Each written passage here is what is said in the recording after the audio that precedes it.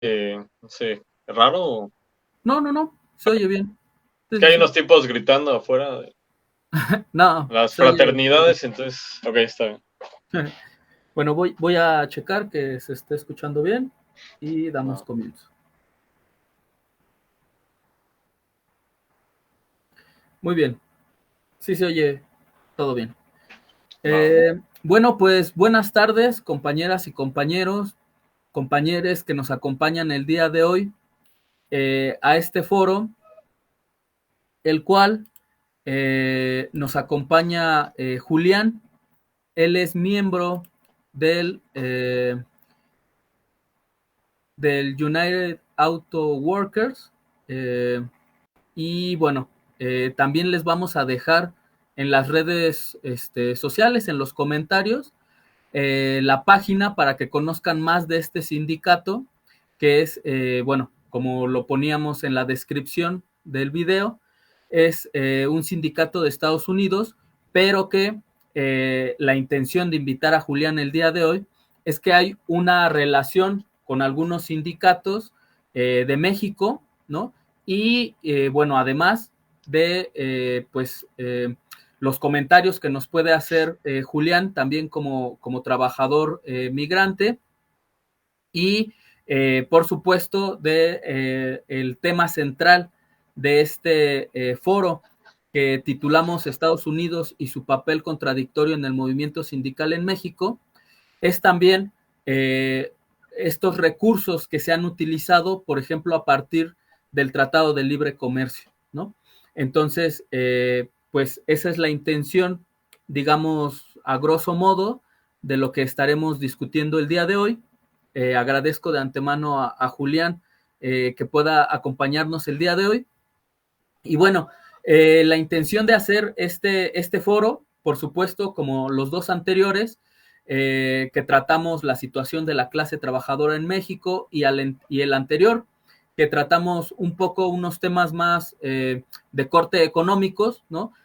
Un marco teórico de por qué es importante, ¿no? La lucha de los trabajadores en México, no solamente por la jornada de 40 horas, sino por qué es importante en general la lucha económica que están desarrollando los diferentes sindicatos y diferentes trabajadores a lo largo y ancho del país, y no solamente por la lucha por la jornada de 40 horas, sino por mejoras en sus condiciones de trabajo, por mejoras salariales, la última lucha que emprendió la clase trabajadora y que sigue emprendiendo en realidad a partir de la reforma laboral del 2019, que es por la titularidad de los contratos colectivos, ¿no? Por un lado, para desembarazarse del charrismo sindical, producto de décadas de un control acérrimo, un control corporativo de los sindicatos incorporados a la CTM, y esta posibilidad de democratización de sindicatos, esta posibilidad de generar sindicatos paralelos y poder dar la lucha en ese sentido, ¿no? Contra estos sindicatos corporativos que en realidad hace mucho ya no defienden los intereses de los trabajadores, o bien también no eh, generan acuerdos con las patronales y también desmovilizan a la clase trabajadora por una lucha mayor respecto a la defensa económica y también política de muchas de las situaciones de la clase trabajadora en México. Y bueno, esa es, digamos, un poco la introducción.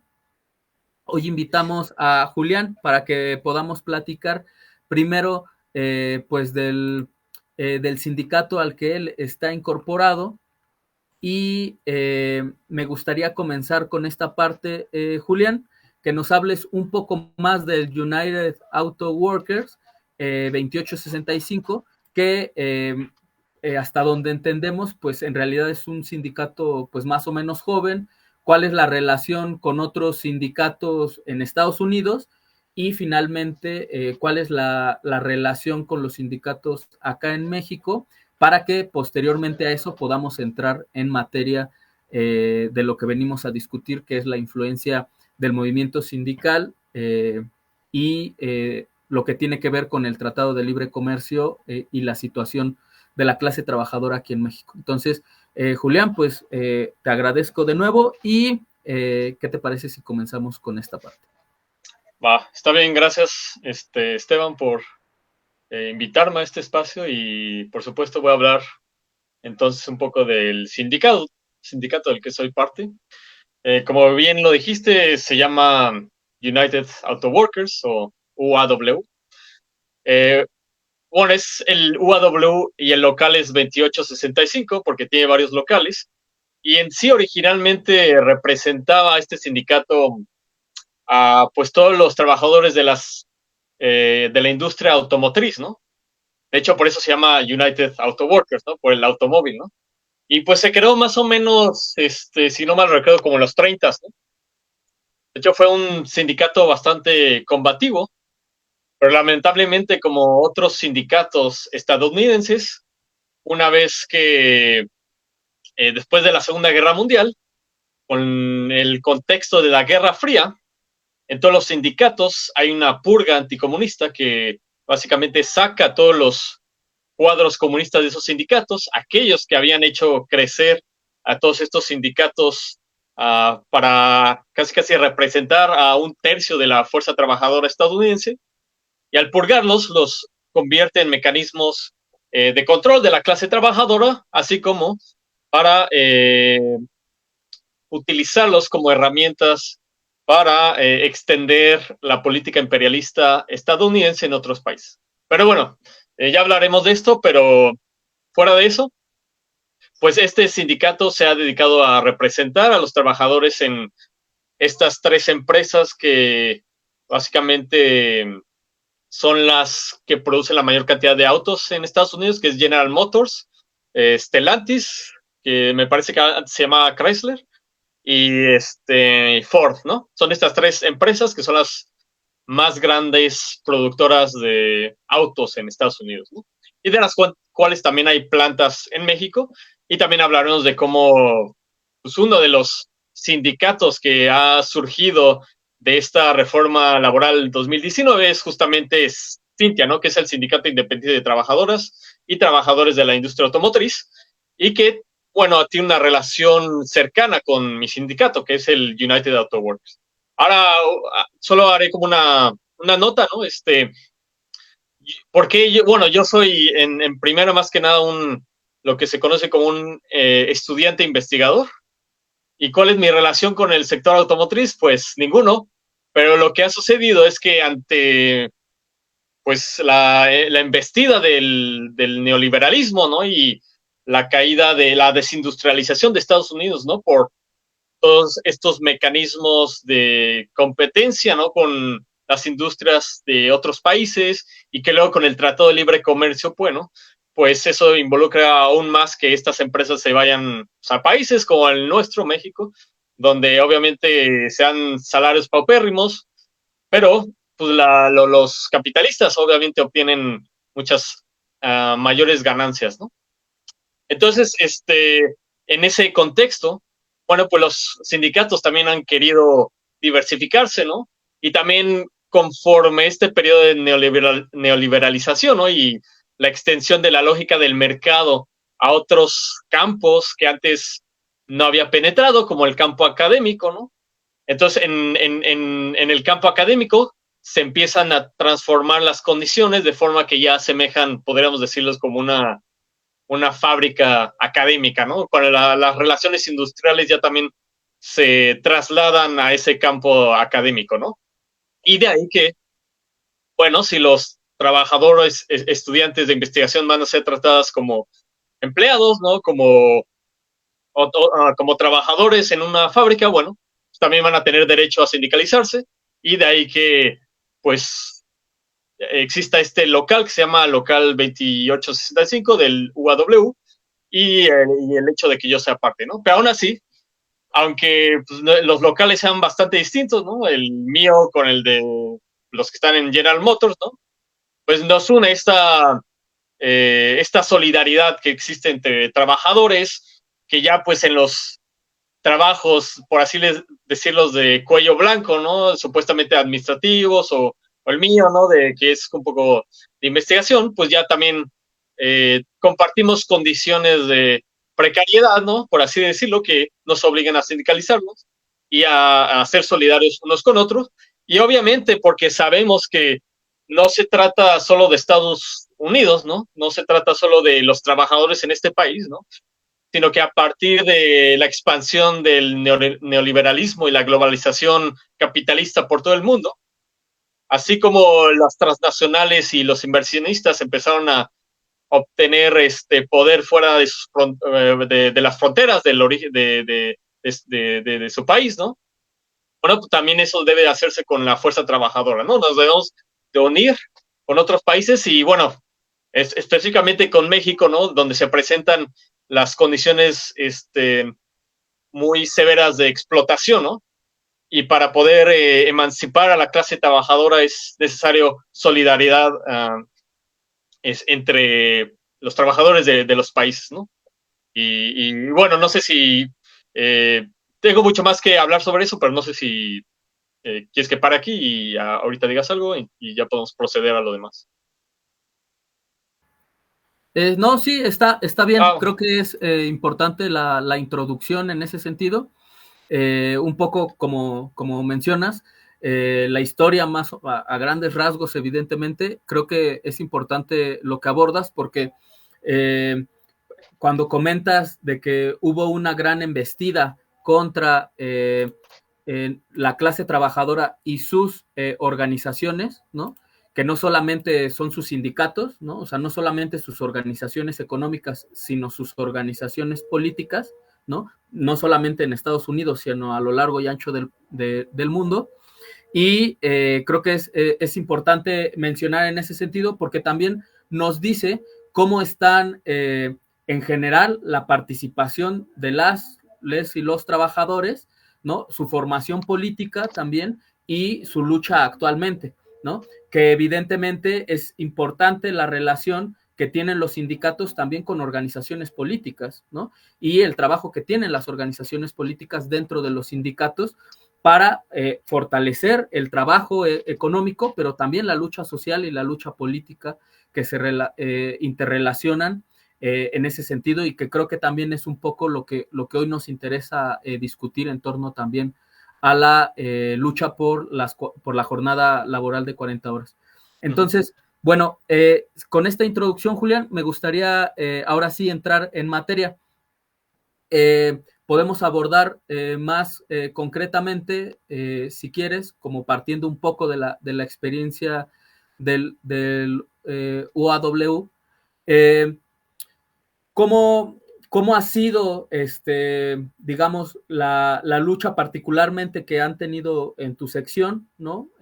O en otras secciones también, y, por ejemplo, de ahí partir a, por ejemplo, las condiciones laborales que tiene Estados Unidos, las que tiene México, ¿no? Y lo que algunas abogadas y abogados en México a partir del TLC han intentado apoyar estas luchas de los trabajadores, ¿no? De los diferentes sindicatos, en que el TLC dice, bueno, pues hay que homologar las condiciones laborales. Entendemos además que no es así y no podría ser necesariamente así, aunque lo diga en un tratado de libre comercio, por una cuestión de cómo opera el capital y el capital imperialista, ¿no? O sea, México no sería sobre todo la franja norte del país, no sería cuna de muchas maquiladoras, ¿no? Si no tuviéramos peores condiciones laborales que se tienen en otros países, por ejemplo, Estados Unidos, ¿no? Entonces, me gustaría que partiéramos, si quieres, un poco de eso. Te cedo la palabra. Sí. Sí, claro, bueno, como decía, ¿no?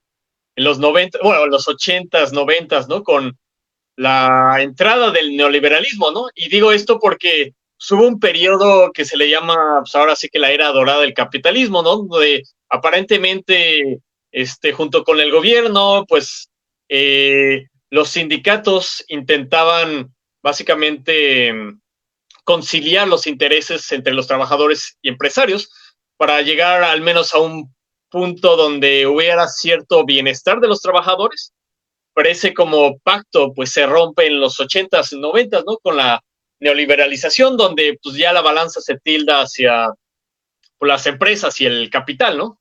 Obviamente en ningún momento fue que los capitalistas estuvieron en peligro de ser, ¿cómo se llama? Expropiados o algo así, ¿no? O sea, obviamente la balanza en el capitalismo siempre va a estar en favor de los capitalistas, pero aún así en esas épocas, pues había cierta redistribución de, digamos, de los beneficios de las políticas imperialistas estadounidenses, ¿no? Que se repartía y era la base del sueño americano, ¿no? Pero bueno, con y era por eso también que los sindicatos se mantenían, ¿cómo se llama? Pues no intentaban hacer nada que disrumpiera este balance, ¿no? Y es por eso también, como consecuencia también de haber expulsado a los cuadros comunistas de los sindicatos, ¿no? Pero obviamente esto también sería un gran desacierto, porque a la larga, pues por esta falta de lucha, ¿no? Por esta falta de lucha, este compromiso con el gobierno incondicional y con las empresas, daría lugar a que en los 80s y 90s, bueno, pues con esta investida neoliberal, la flexibilización de la fuerza laboral, ¿no?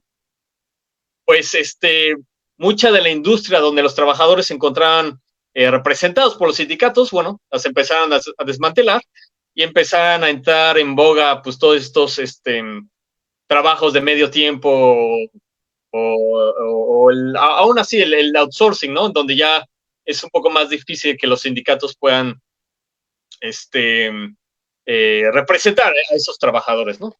Y es que en esas condiciones también, donde existe esta desindustrialización por obviamente que otros países ofrecían una mano de obra mucho más barata que la estadounidense, ¿no? Es por eso que, bueno, los capitalistas en su deseo de obtener aún más ganancias, pueden la mira a México, ¿no? Porque en México podrían obtener una mano de obra que cobrara la 10ª parte de lo que cobraban los trabajadores estadounidenses, ¿no? Y déjame decirlo, por ejemplo, ahorita, ¿no? ¿Cuánto gana un trabajador en General Motors ensamblando el mismo tipo de auto que en México, ¿no? En Estados Unidos le pagan $28 la hora. ¿Cuánto gana un trabajador que hace lo mismo en una planta de México? Como $16 el día, ¿no? De nuevo, hagamos cuentas, $28 la hora en Estados Unidos, $16 el día en México, ¿no? Estamos hablando de un nivel de explotación muy grande, ¿no? O sea, digamos, es inmesurable, ¿no? De cómo los capitalistas logran explotar de forma despiadada a los trabajadores mexicanos con esos salarios de hambre, ahora sí, ¿no? En comparación con los de Estados Unidos, ¿no? Y obviamente, pues ese siempre ha sido el atractivo, ¿no? Y que sí, hoy en día dicen que han puesto todos estos apartados legales en el Tratado de Libre Comercio como para supuestamente subir los salarios de México para que equivalgan, ¿no? A los de Estados Unidos, pero obviamente eso nunca va a suceder porque a Estados Unidos no le conviene, o a los capitalistas, ¿no? No les conviene que en México se suban demasiado los salarios, ¿no? O sea, permiten que suban un poquito, ¿no? Pero nunca les va a interesar que en verdad sean equivalentes a los de Estados Unidos, ¿no? Y bueno, un poco también para un poco más de contexto, ¿no? Entonces, al ver ese atractivo, ¿no? Una fuerza laboral bastante barata en México, es que se firma el Tratado de Libre Comercio en los 90, ¿no? Con Salinas, ¿no? Y obviamente es un golpe para los sindicatos estadounidenses, ¿no? Porque ahora, bueno, pues las empresas, ¿cómo se llama? Las plantas empiezan a ir a México, ¿no? Y eso provoca que ciudades que antes prosperaban porque pues, tenían esa industria y todos los trabajadores que trabajaron ahí, pues obviamente caen en decadencia, ¿no? y pues muchos trabajadores quedan desempleados, ¿no? Y con el Telecan, pues no se puso un apartado, bueno, sí hay como un apéndice, pero realmente no hay nada que ofrezca una ayuda a los trabajadores, ¿no? De ningún país, ¿no? Entonces, obviamente, esto provocó bastante resentimiento en los trabajadores de Estados Unidos, ¿no? Y en los sindicatos, ¿no? Porque pues habían firmado un tratado, ¿no? Que vulneraba bastante sus condiciones de vida solo para beneficiar a los empresarios, ¿no? Y es gracias a esta presión que se empieza a dar por parte de, pues, de los sindicatos estadounidenses, ¿no? Que en Estados Unidos empieza ya a considerar poner en sus futuros tratados de libre comercio pues estas cláusulas que ya involucran elementos más restrictivos sobre, más bien que benefician a los trabajadores de los países con los que firma estos tratados, ¿no? Y no sería, de hecho, hasta el TPP, ¿no? Que era el Acuerdo de Asociación Transpacífico, ¿no? Que se empieza a negociar como a mediados de los 2000, 2010, principalmente con Obama. Es en estas épocas donde, también a raíz de la crisis del 2008, la recesión y todo eso, ¿no? Ahí se empieza ya a presionar, ¿no? Para que este nuevo acuerdo que iba a involucrar a México, a países de América y al igual que países del Asia, ¿no? Excluyendo a China, ¿no? Porque el objetivo era como aumentar la influencia de Estados Unidos sobre estos países. Pero bueno, el chiste, ¿no? Era que ya se impusieran ya se introdujeran cláusulas en este tratado de comercio sobre que debería haber democracia sindical, que debería de promoverse un sindicalismo independiente en los países con los que se firmara estos apartados, y de que pues hubiera, y para qué era, los sindicatos estadounidenses, su objetivo es que este sindicalismo independiente en esos países o en México, ¿no? Promueva que los trabajadores luchen por aumentar sus salarios y que eso permita hacer los salarios por trabajo igual, salarios iguales por trabajo igual, ¿no? Ese era el motivo de los trabajadores en Estados Unidos, ¿no? Entonces, con el TPP, el Acuerdo de Asociación Transpacífico, ¿no? Es lo que ya se empieza a involucrar, ¿no? Al final este tratado no se firma, ¿no? Pero sí se logra algo fundamental en México, que es la reforma al artículo 127. Digamos, la reforma a la Ley Federal del Trabajo del 2019 no se puede entender sin esta reforma a la Constitución del artículo 127, que irónicamente se hace durante el gobierno de Peña Nieto, ¿no? Básicamente fue una presión, pues, externa, ¿no? Que se hace para reformar, y también interna, ¿no? Porque esta cuestión de la libertad sindical, de la democracia sindical, de transparencia, ¿no? En los sindicatos y de también suprimir las infames juntas de conciliación y arbitraje, venía siendo una de las consignas de del sindicalismo independiente en México desde la revolución, ¿no? Aunque tal vez un poco más actual desde los 90, ¿no? Y es irónicamente que un gobierno tan, tan antiproletario, tan cercano a los intereses del capital como el de Peña Nieto, se viera obligado a permitir esta reforma, ¿no? Pero de nuevo, era solo una reforma que permitía, ponía en la Constitución que se iba a permitir este tipo de, que se iba a suprimir las juntas de conciliación y arbitraje, ¿no? Que se iba a fomentar la democracia sindical, pero obviamente no tenía un efecto, ¿no? O sea, de nuevo, el efecto viene con la reforma a la Ley Federal del Trabajo en el 2019, porque ahí es donde ya se reglamenta específicamente qué era lo que todo eso involucraba, ¿no? Pero de nuevo, es en ese periodo, ¿no? Que de nuevo, irónicamente, era en donde, pues, después de un periodo en donde México no sufrió tanto de neoliberalización, de esta caída del poder de los sindicatos, ¿no? Aún la CTM, ¿no? En los 70 tenía su poder en el PRI, ¿no? Para elegir quién era el candidato y así, que en los 80 lo pierde y a partir de ahí ya empieza aún la CTM a dejar de tener tanto poder, ¿no? Y entonces ya todos estos sindicatos y confederaciones se vuelven sindicatos de protección, ¿no? Que solo les interesa proteger a los patrones de las empresas, obviamente a cambio de dinero, ¿no? Y firmar estos contratos de protección, ¿no? Y ya donde pues, el sindicalismo independiente mexicano, como la SME, ya había sido confrontada en el gobierno de Calderón, básicamente, pues bastante reprimida, ¿no? Y en el periodo de Peña Nieto, ya uno de los remanentes de estos movimientos sindicales, que era la CENTE, ¿no? La coordinadora, Peña Nieto se enfrentó a ellos, ¿no? Aunque al final en ese caso perdió, ¿no? No pudo contra el poder de la CENTE, ¿no? Pero bueno, era en ese contexto donde se hace esta reforma, ¿no?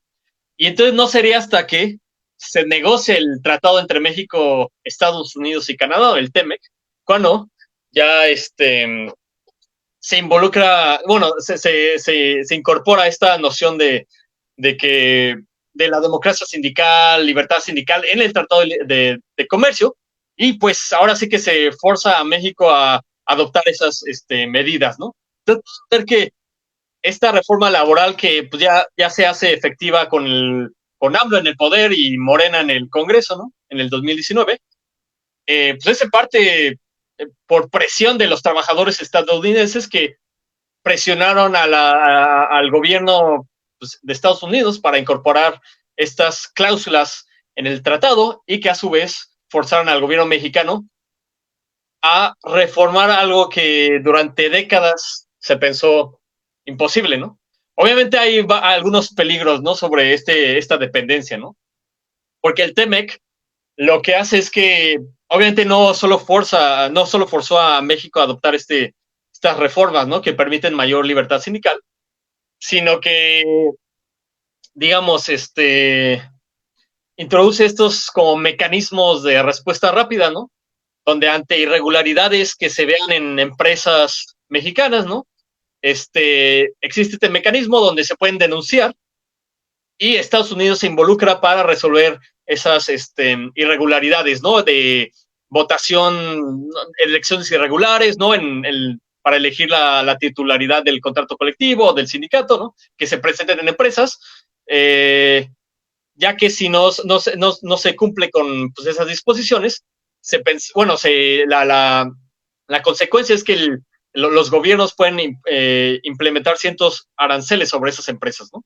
Entonces existe este mecanismo que ya internacionalmente, o al menos Estados Unidos, México, protege estos intentos por los trabajadores por formar sus sindicatos independientes y por votar libremente por el contrato colectivo de trabajo y por su sindicato, ¿no? Pero obviamente es irónico, ¿no? Porque aún cuando pues, estas reformas son buenas, ¿no? Es en una posición de subordinación de México sobre Estados Unidos, ¿no? ¿Y por qué es eso, no? Porque este mecanismo laboral de respuesta rápida, que de nuevo favorece a los trabajadores mexicanos, pues no es algo que México pueda también denunciar a empresas estadounidenses de que están explotando o que están comportándose de forma irregular con sus trabajadores, ¿no? O sea, no es una relación de pares, ¿no? Si es una relación de subordinación, donde Estados Unidos le dice a México que así debe ser sus leyes laborales, y si no se atiende va a haber unos castigos, ¿no? Obviamente es a las empresas, pero aún así México no puede hacer lo mismo, no puede denunciar cuando las empresas estadounidenses están cometiendo irregularidades, ¿no? En los procesos del sindicalismo estadounidense, ¿no?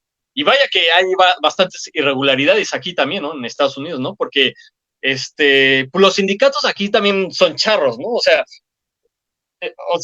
así como se culpa a México de pues, todo este poderío que tiene los sindicatos, ¿no? O que al menos tenía, ¿no? Sobre los trabajadores y su colusión con el gobierno mexicano.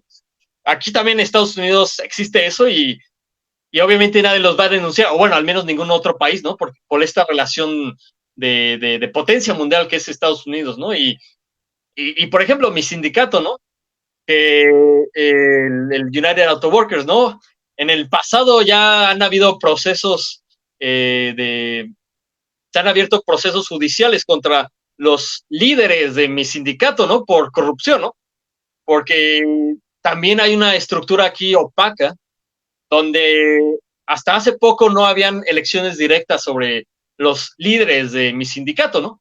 Fue a través de una presión de las bases de nosotros, ¿no? De los trabajadores sobre los caciques de mi sindicato, ¿no? Que pudimos hacer efectiva esta votación directa sobre los líderes de los trabajadores, ¿no?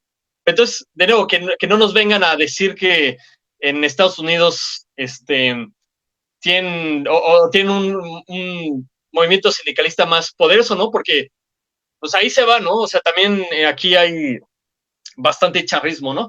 Y aquí es particular porque es en torno al Partido Demócrata, ¿no?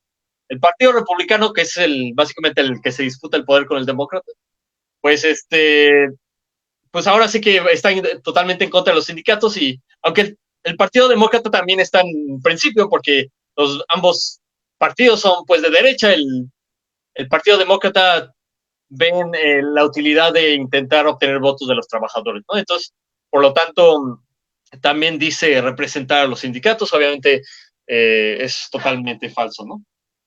Entonces, y bueno, ya regresando un poco más a esta parte del mecanismo laboral de respuesta rápida, pues también es está a cargo directamente el gobierno de Estados Unidos, ¿no? No es como si fuera un organismo independiente que revisa todos los casos, ¿no? O sea, el Departamento del Trabajo del gobierno de Estados Unidos tiene injerencia directa sobre este mecanismo laboral de respuesta rápida. Por lo tanto, Estados Unidos está abiertamente, pues, interviniendo, ¿no? En cómo se desarrollan todos estos procesos de sindicalización en México, ¿no?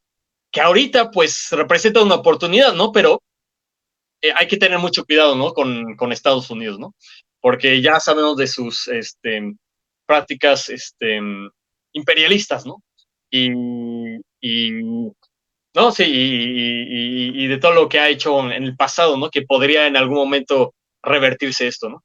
Y bueno, puedo hablar un poco más ahora sobre pues, qué es lo que está pasando ahorita con los nuevos sindicatos que se han formado y tal vez su relación también con pues, el movimiento de trabajadores aquí en Estados Unidos, pero no sé si quieras decir algo ahorita, Esteban, o me sigo. Sí, sí, sí, claro. Bueno, pues creo que es importante unos aspectos. Bueno, me gustaría regresar a esos aspectos que mencionaste.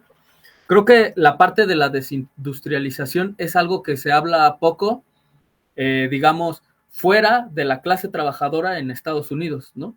Porque en realidad, incluso el conflicto interimperialista hoy, ¿no? Con China, pues tiene que ver con esa desindustrialización que se hizo de Estados Unidos, ¿no? Y que fue a partir de generar mayores ganancias, de elevar la tasa de ganancia de los capitalistas, no solamente de Estados Unidos, sino a nivel internacional, ¿no? Y de convertir a China en la fábrica del mundo, ¿no? Y a costa de qué, de justo de eso, de que en otros países, ¿no? Evidentemente una cosa pasó en Estados Unidos, otra pasó en Europa, ¿no? Y en otros países que evidentemente habían tenido esta fuerte industria, ¿no? Cómo se desplazaron los capitales para buscar, pues, mayores ganancias, un poco creo que el ejemplo que pones es muy ilustrativo de cuál es el nivel de explotación no solamente de la clase trabajadora por parte del capital transnacional en colonias o en semicolonias como en nuestros países, ¿no? Como México, que a pesar de o en vez de pagar estos salarios en los países de origen, bueno, pues se traslada. Y no solamente es eso, ¿no? Sino a eso se le suman muchas otras condiciones. Por ejemplo, que los países se conviertan en paraísos fiscales, ¿no? Que los países como México se conviertan en paraísos extractivistas, ¿no? Que no solamente tienen que ver con la explotación de la clase trabajadora, que no solamente tienen que ver con la parte de los impuestos, sino que también tiene que ver en muchos casos con la extracción, con los problemas que generan hacia el ambiente, ¿no?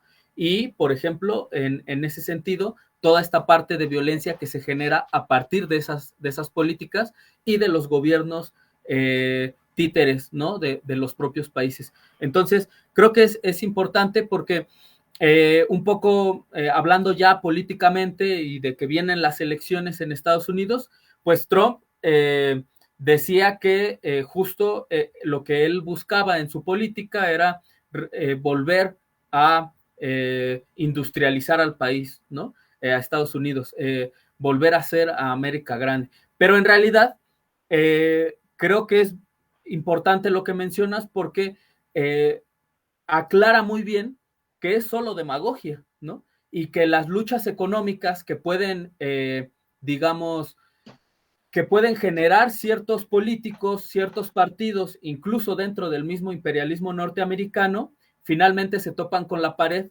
de la propia burguesía internacional, ¿no? Y no van a regresar a los países, ¿no?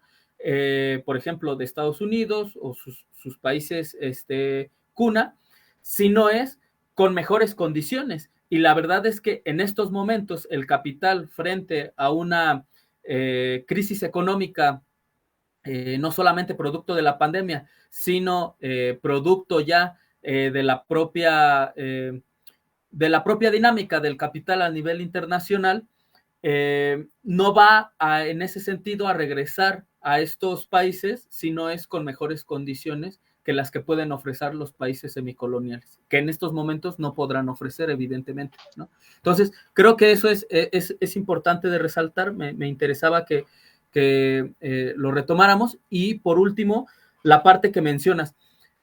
Es importante aclarar en ese sentido, como mencionabas hace rato, hay que tener cuidado en qué cosas el imperialismo puede presionar a los países, ¿no? Es decir, y evidentemente nosotros decimos, bueno, pues no vamos a aceptar tampoco un chantaje del propio imperialismo frente a una máscara democrática, frente a una máscara sindicalista, ¿no? De defensa de los trabajadores, cuando en realidad lo que acabas de mencionar es lo más importante.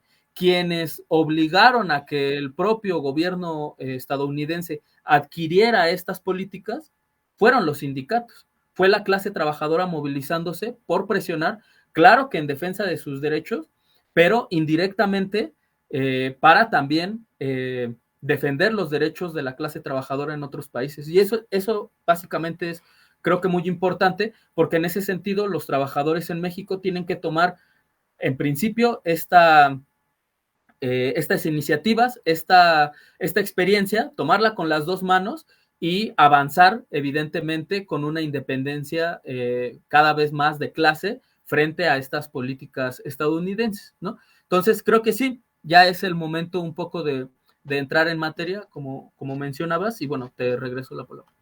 Va. Sí, no, es esta carrera hacia el fondo, ¿no? De ver quién ofrece los salarios más paupérrimos para ofrecerlo a los capitalistas y los que ofrecen la mayor tasa de ganancia, ¿no? Y de nuevo, bueno, voy a hablar un poco sobre lo que ha sucedido actualmente, ¿no? Pues una vez ya impulsado este acuerdo, la reforma laboral, ¿no? Pues tenemos algunos casos, ¿no? Exitosos de que se han logrado aprovechar de estas nuevas condiciones, ¿no? De nuevo, creo que el más emblemático ha sido el del Sindicato Independiente de Trabajadoras y Trabajadores de la Industria Automotriz, ¿no? Que es Cintia, ¿no? Que pues en el 2021, ¿no? Ya puesta la reforma laboral, pues lograron básicamente disputar la titularidad del contrato colectivo del trabajo contra este sindicato que era de la CTM, que de nuevo era solo un sindicato de protección. Y lo lograron, después de unas votaciones que fueron irregulares, lograron denunciar esas votaciones utilizando este mecanismo laboral de respuesta rápida. Y este mecanismo, como su nombre dice, es rápido y en un mes o 2 meses ya está lista pues cualquier acción que se vaya a hacer. Y lo que pasó es que efectivamente se denunciaron estos actos de estas irregularidades, lo que provocó que se volvieran a hacer las elecciones y esta vez ya con más ¿cómo se llama? Observadores y así, ¿no? Tuvieron asesoramiento, por ejemplo, del SILAS, ¿no? Que es este centro laboral, ¿no? Ahí me parece que cerca de Silao, Guanajuato, donde están, supongo. Pero también tuvieron ayuda de este centro de solidaridad, ¿no? Este centro de solidaridad, bueno, y este otro centro de asesoramiento, les permitieron esta vez tener elecciones limpias y ganó su rechazo al sindicato y posteriormente que la titularidad bueno, la representación de los trabajadores estuviera a cargo de este nuevo sindicato, que pues ya democrático, ¿no? Y ya no afiliado a la CTM, ¿no? Y obviamente, bueno, regreso a este centro de solidaridad, pues es un centro que de hecho opera con fondos del gobierno de Estados Unidos, ¿no? Pero que a su vez es un centro que está a cargo de la Federación Estadounidense del Trabajo y Congreso de Organizaciones Industriales, AFL-CIO, y en esa federación está mi sindicato, ¿no? Entonces, por medio de ese centro, te ha permitido también forjar relaciones entre, o bueno, apoyar, bueno, que los sindicatos estadounidenses apoyan estos nuevos sindicatos y que combaten a la CTM, ¿no? De hecho, esta historia no empieza ahí, ¿no? Sino que ya habían habido momentos de solidaridad entre los trabajadores de pues esas plantas de General Motors en Guanajuato, Silao, y sus contrapartes en Estados Unidos, me parece en el 2019, cuando hubo una huelga en una de estas plantas en Estados Unidos, ¿no? Entonces ya había un lazo aquí, y pues toda esta coyuntura, ¿no? De la reforma laboral, del Trato de Libre Comercio, los ha unido aún más, ¿no? De hecho, pues aún se siguen ya teniendo reuniones, ¿no? Entre trabajadores de base de mi sindicato y Cintia, ¿no? Por ejemplo. Eh, pero obviamente de nuevo va a regresar al centro de solidaridad porque no es tan rosa la cosa, ¿no? Tiene una historia bastante turbia y es por eso que los trabajadores no se deben de eh, confiar tanto en este tipo de ONGs estadounidenses que son financiadas por dinero del gobierno de Estados Unidos, ¿no? De hecho, pues una de las tácticas de Estados Unidos, ¿no? De crear todas estas ONGs en los países en los que quiere, ¿cómo se llama?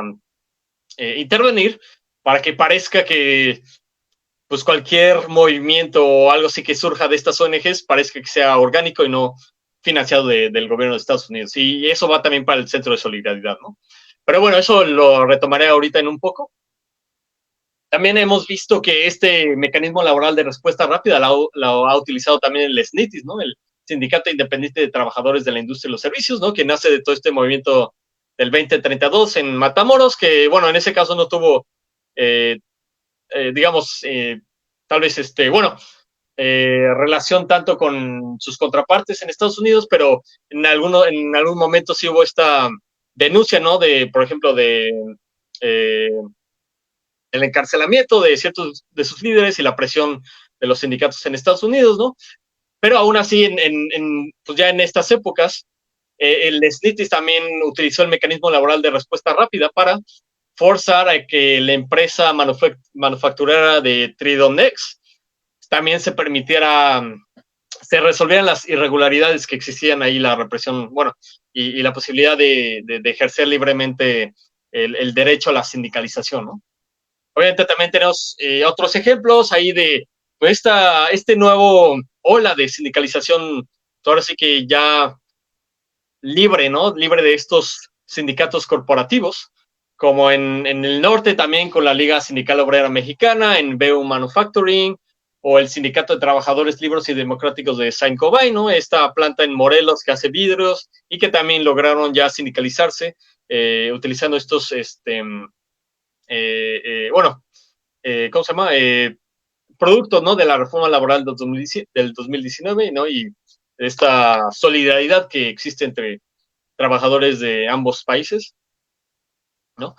Y, y pues sí, ¿no? Obviamente, ahorita realmente, aunque sí han surgido estos sindicatos realmente no representan la mayoría de los trabajadores, ¿no? La mayoría de los trabajadores lamentablemente sigue bajo estos sindicatos corporativistas, y entonces, bueno, tal vez la estrategia sería ahora aprovechar estas condiciones que pueden ser temporales, favorables para los trabajadores, para intentar expandir el movimiento sindicalista en México, ¿no?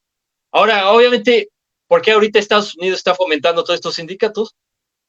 Bueno, obviamente a Estados Unidos, como ya lo habías dicho y también lo he dicho yo, no le interesa hacer que los salarios se incrementen tanto en México, ¿no? Por ejemplo, en la huelga, bueno, el producto de la negociación del contrato colectivo de Cintia, ¿no? Me parece que en esta primera, en este primer proceso, ¿no? Se llega a un aumento para obtener $19 al día, ¿no? Que no es nada comparado con los $28 a la hora que un trabajador puede obtener en, en, en las plantas de Estados Unidos. Obviamente hay bastante variación, ¿no? Y también han habido estos procesos de flexibilización que pues ya abaratan la mano de obra también en Estados Unidos, ¿no? Pero bueno, ¿no? Entonces, pues sí ha habido esta solidaridad. También hay que hablar pues de la jornada laboral, ¿no? En sí, de que en México se lucha ahorita mismo por las 40 horas, ¿no? Pero en Estados Unidos eso se consiguió en los 30, ¿no? Desde de los años 30, la jornada laboral oficialmente ha sido de 40 horas, gracias a esta movilización de los sindicatos que en los 30 fue el momento de mayor actividad, ¿no? Y que gracias a eso lograron todos estos beneficios y también la jornada laboral de las 40 horas, ¿no? De hecho, hoy en día, en mi sindicato, ¿no?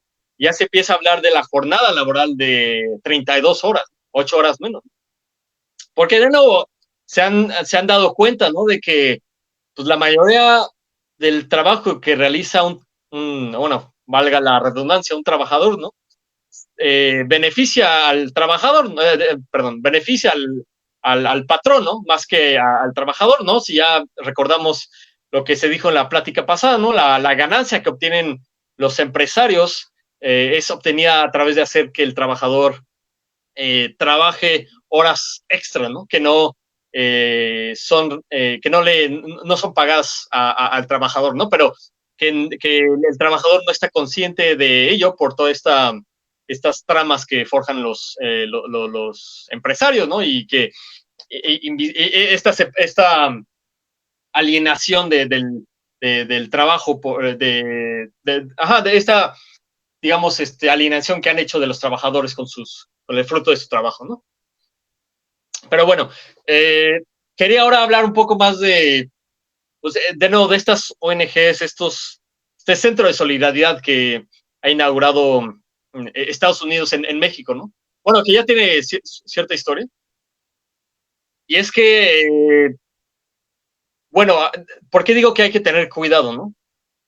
Porque los sindicatos en Estados Unidos también han sido parte sustancial de la política imperialista de Estados Unidos, ¿no? De nuevo, especialmente después de los 30, ¿no? Bueno, después de la Segunda Guerra Mundial, bueno, hay esta purga anticomunista, se logra alinear a las dirigencias de los sindicatos con los intereses del gobierno de Estados Unidos y se empiezan a involucrar con la CIA, ¿no? Con otros organismos del gobierno de Estados Unidos para promover estos objetivos imperialistas, ¿no? Por ejemplo, en esta federación que es el AFL-CIO, en el que está en parte mi sindicato, ¿no? En los años 60 estuvieron involucrados en el golpe de Estado en Brasil, ¿no? En los 60 que inauguró un periodo donde hubo una junta militar, ¿no? Reaccionaria que revirtió cualquier logro de los trabajadores de tiempos pasados, ¿no? Y cómo hacía, bueno, obviamente no fue solo una estrategia de esta federación de sindicatos, sino que fue en conjunto con otros organismos, por la forma concreta en la que actúan esta federación, es que inauguran pues estos centros, ¿no? En esos países, crean estos programas de intercambio, seleccionan a aquellos líderes sindicales que se vean más propensos a aceptar estas ideas anticomunistas, reaccionarias, y los impulsan esos sindicatos para que logren a ser parte de líderes de los sindicatos y que, por lo tanto, lleguen a implementar o más bien se conviertan en formas de contención de los sindicatos, ¿no? ¿No? De nuevo, en el caso de Brasil, eso sucedió, ¿no? Tenía este programa de educación, adoctrinamiento de los trabajadores, de algunos, bueno, de los líderes, de algunos líderes de los sindicatos brasileños, ¿no? Y bueno, fue una parte del éxito del golpe de Estado en Brasil, ¿no? En los 60s. Y obviamente también está el caso famoso de Chile, ¿no? Durante el periodo del gobierno socialista de Salvador Allende, ¿no?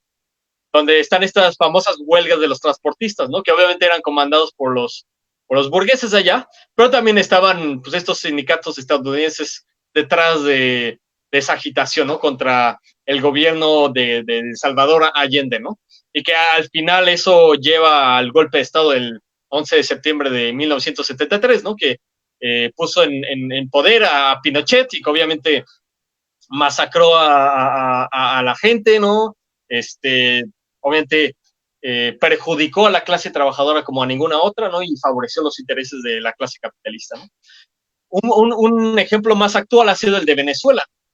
De hecho, esta federación, AFL, tenía bastante relación con la Confederación de Trabajadores de Venezuela, la CTV, que en 2002 es uno de los impulsores del golpe de Estado a Hugo Chávez, este golpe de Estado que, digamos, lo derroca por 2 días, pero luego logra volver al poder gracias a la gente, ¿no? Que salió a manifestarse. Pero sí, ¿no? Y no acabó ahí, ¿no? Sino que hubo bastantes planes para intentar desestabilizar a Venezuela, ¿no? En otras ocasiones, ¿no? Entonces, estos sindicatos o por lo menos el liderazgo de estos sindicatos han tenido un papel predominante en estos intentos de desestabilizar a gobiernos, bueno, en su mayoría latinoamericanos, ¿no? Desestabilización que no hace más que, ¿cómo se llama?, afectar los intereses de los trabajadores, ¿no? Provocar a salarios aún más paupérrimos, ¿no? Destruir los sindicatos, ¿no? Y también existe este caso famoso en México en los 90s, ¿no? Donde hay esta represión en una planta de trabajadores de Ford en Cuautitlán, ¿no? Que ahora sí que llegan con unos matones los empresarios junto con el gobierno y la CTM a pues, reprimir los trabajadores que están protestando, ¿no? Y que se dice que también hay un vínculo con esta federación de, de sindicatos estadounidenses, ¿no? Entonces, estamos viendo que hasta hoy en día estos sindicatos, por lo menos la dirección, ¿no? De estos sindicatos, ha sido pieza fundamental en la política imperialista, ¿no? Y en particular este centro de solidaridad que ha apoyado, por ejemplo, a sindicatos independientes en México, ¿no? Es por eso que hay que tener mucho cuidado sobre ese centro y hay que tal vez sí aprovechar la oportunidad, pero de nuevo no ser dependientes sobre estos centros y obviamente no llegar a ser influidos totalmente por ellos, ¿no? Por último, obviamente, pues obviamente eso es lo que hacen las dirigencias, ¿no? Pero obviamente las bases sindicales, ¿no? Los trabajadores han intentado ir más allá, ¿no? De sus dirigentes, ¿no? De nuevo, estos dirigentes que pues, son también charros, ¿no? Y han logrado también crear redes de solidaridad entre Estados Unidos y México, como el caso, por ejemplo, de el Frente Auténtico del Trabajo y esta unión de electricistas, ¿no? Que han tenido una relación especial durante los 90s y creo que hasta hoy en día, ¿no? Y aún así estos intentos por trabajadores pues, de Estados Unidos por tener solidaridad con México y lo que sucede aquí y también, ¿no? De los trabajadores en México de tener solidaridad con, no sé, irse a apoyar en algunos momentos en algunas huelgas de Estados Unidos y sí, ¿no? Este intercambio amistoso, ¿no? Y sin el auspicio del gobierno de Estados Unidos, me parece que es favorable y deberá ser instrumentalizado, ¿no? Para que no permitir que el gobierno de Estados Unidos ¿cómo se llama? Intervenga, ¿no? Demasiado en México, ¿no? Entonces, creo que, bueno, no sé si tengas algo más que agregar o quieres que hable un poco de otra cuestión. Sí, Creo creo que. que, creo que pues, más bien, yo creo que ya estamos abordando los diferentes temas que habíamos previsto, Julián. Me, me, me gustaría terminar y luego regresarte la palabra para dar unas conclusiones. Eh, Sobre todo, creo que es importante lo que hoy estuviste abordando. Creo que vimos muchísimas cosas en muy poco tiempo y creo que eso es importante. De un lado, me gustaría terminar sobre todo con esta última parte que mencionas, eh, el carácter contradictorio y hasta cierto punto imperialista, ¿no? Y del manejo, ¿no? Que ha hecho Estados Unidos de las dirigencias sindicales, ¿no? Y de estos instrumentos, ¿no? Para impulsar sus propios procesos en América Latina, ¿no? Y que además, tampoco queremos decir que evidentemente eso fue parte de toda una estrategia mayor, ¿no? Por ejemplo, la Escuela de las Américas, la formación de los militares, ¿no? Que justo eran, pues básicamente, la parte más importante de muchos de los golpes de Estado que se desarrollaron en América Latina, ¿no? Del otro lado, creo que sí es importante, sobre todo lo que mencionas de esta advertencia de estos círculos que pueden generarse y también de la independencia que puedan tener los trabajadores. Ahora, tenemos que hablar también de cómo generamos estas herramientas para que no se dependa tanto de esos centros, ¿no? Es decir, ¿qué dan estos centros, ¿no? Y por qué los trabajadores y los sindicatos nuevos se acercan a ellos también, ¿no? Porque evidentemente tampoco hay tantos, digamos, procesos que puedan apoyar a los trabajadores, ¿no? En términos, sobre todo, legales, ¿no? Entonces, cuando estos círculos se acercan, evidentemente tienen una gran recepción por parte de los sindicatos. Y la cuestión es, ¿cómo armamos también estos centros laborales de apoyo a la clase trabajadora, ¿no? Que digamos, evidentemente hay algunos, ¿no?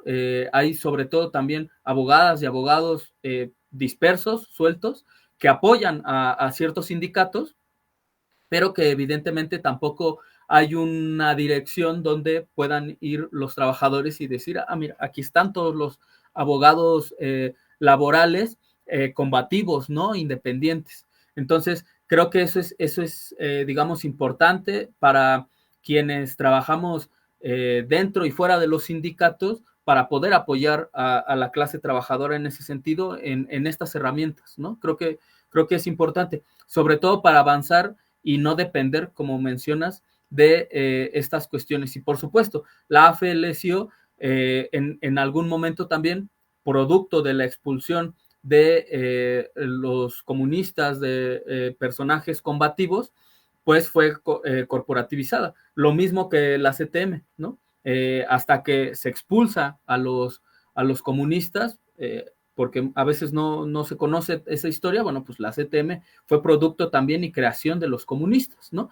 Pero fueron expulsados, ¿no? Por estas direcciones que tomaron estas grandes organizaciones sindicales y, por ejemplo, aquí en México, de un lado se evitó que la CTM se convirtiera en un órgano no solamente de los trabajadores, sino del campesinado también, ¿no? Muy potente hasta nuestros tiempos. Primero se evita que se hacen dos organismos separados, ¿no? No solo uno, y del otro lado expulsar a una dirección más combativa. Entonces, bueno, creo que esos parámetros son importantes. Yo nada más agregaría que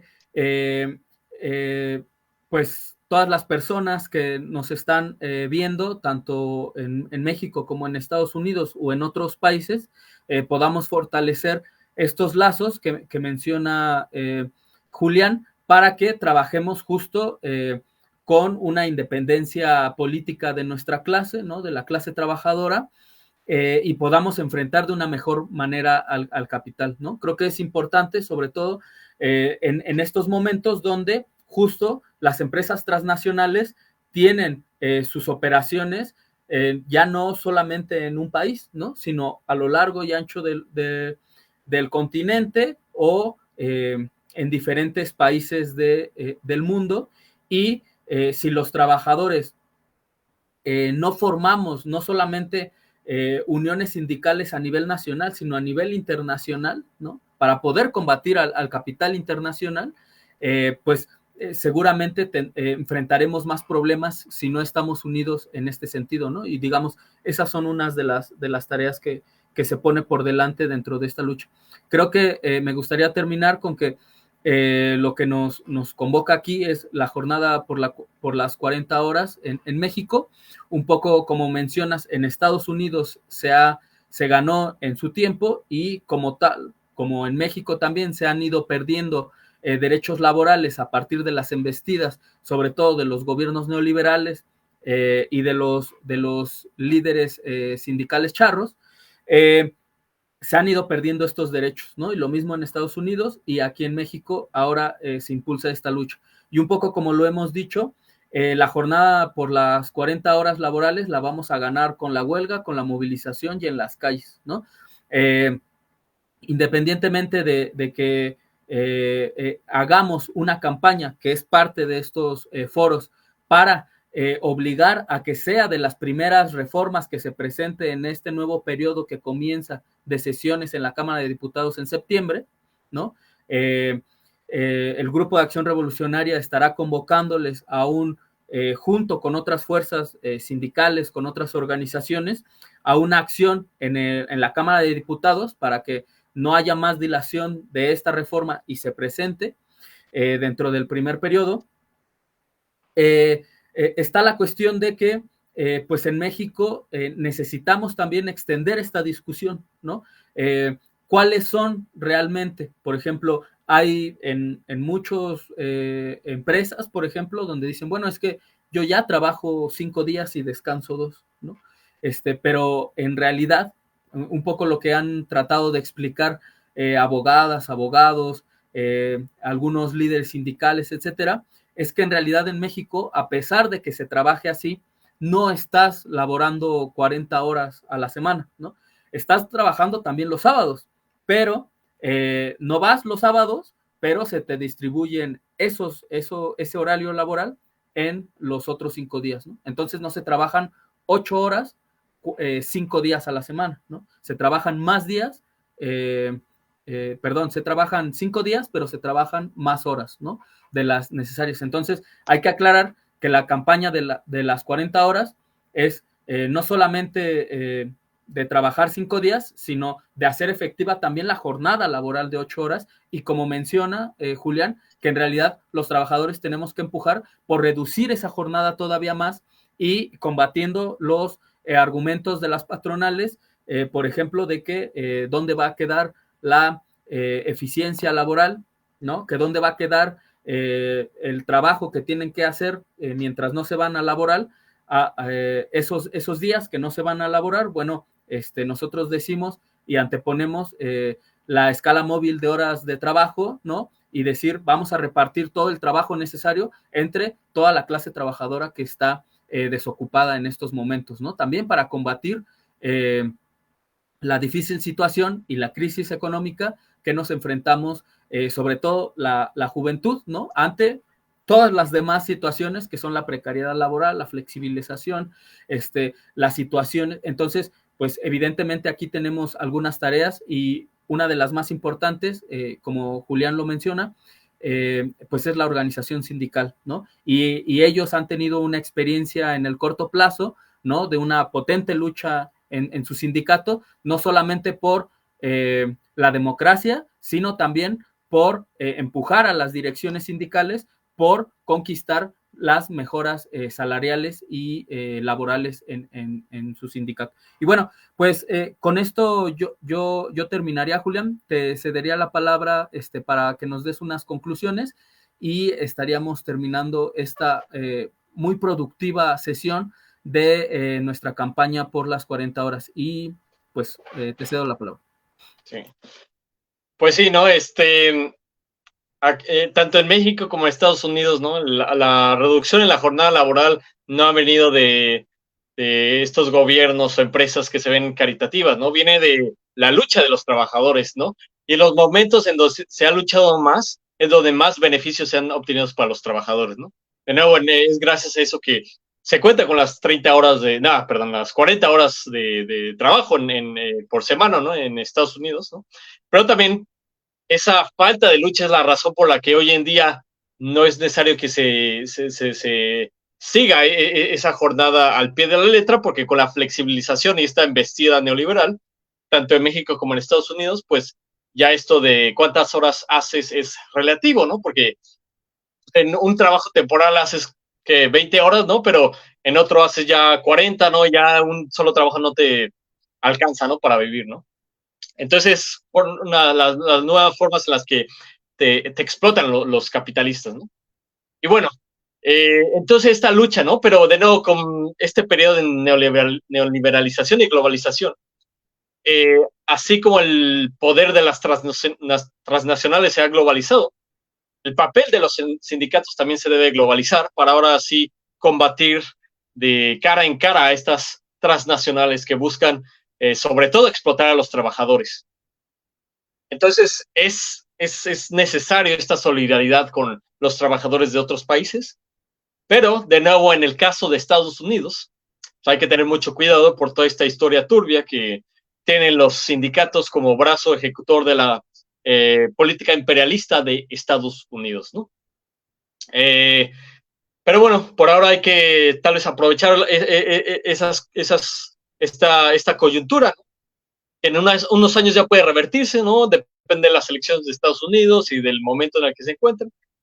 Pero sobre todo siempre hay que estar luchando, organizándose e intentar unir a toda la clase trabajadora con el fin de, pues no solo alcanzar a formar un sindicato independiente, ¿no? Porque aún así, pues los sindicatos también no pueden luego combatir la fuerza del empresariado unida, ¿no? Como ha sido en el pasado con la época neoliberal, ¿no?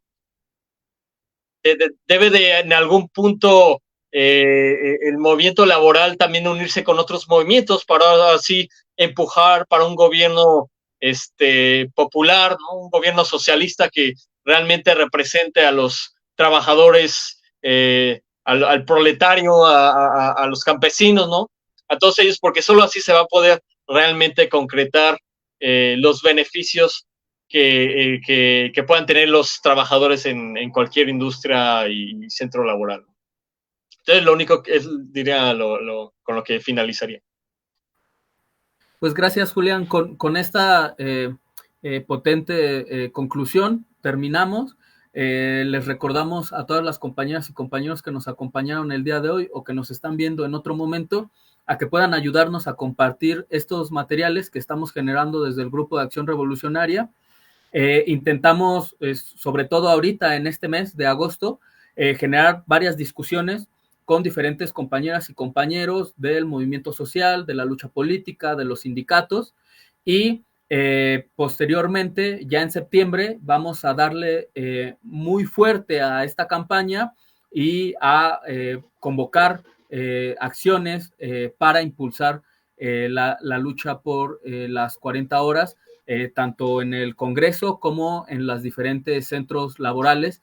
Y bueno, si tú quieres sumarte a la campaña, súmate utilizando el hashtag de Yo por las 40 horas, como aparece en las publicaciones, pero además escríbenos, por un lado, si quieres llevar esta charla a tu sindicato o círculo laboral, no importa que no estén organizados donde trabajas, o bien, si quieres sumarte de forma individual, puedes escribirnos también y seguimos con la discusión sobre esta cuestión. Como se han podido dar cuenta, en realidad la campaña por las 40 horas nos ha dado un pretexto en México para discutir muchísimas otras cosas, ¿no? Y todos los derechos laborales y todas las demandas que tenemos como clase trabajadora en México.